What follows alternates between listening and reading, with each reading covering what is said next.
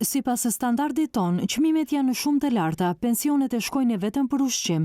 Shteti duhet të qëndrojë në anën e qytetarëve për të përmirësuar fuqinë blerëse, thonë disa nga qytetarët para kamerës së TVSat. Sipas tyre, ditëve të fundit, çmimet janë rritur për mbi 10 denar. Visoki. Има некој намалување на нешто? Pa, tu i tamo možda nešto ako pri крај рок на употреба. Маркетите цените се катастрофални. Стварно, немам збор, стар граѓанин сум во Македонија, роден сум тука, живеам во Скопје. Ова го немаше моите 20 години, сега имам 70 години.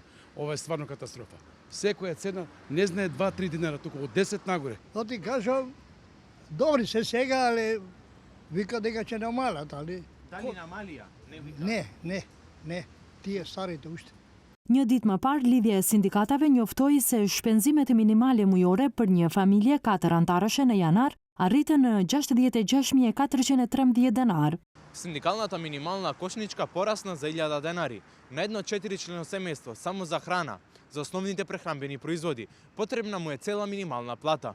Por nga Ministria e Ekonomisë thonë se nuk arritje të çmimeve të produkteve. Sipas tyre, të dhënat e sindikatës për shportën e konsumit nuk janë të besueshme. Ne punojme sipas të dhënave të besueshme, e pranojme shportën sindikale, por metodologjia e saj nuk je pasqyrë të qartë, ose të dhëna zyrtare për situatën e çmimeve, kështu që nuk mund të pretendojmë se çmimet e ushqimeve janë rritur.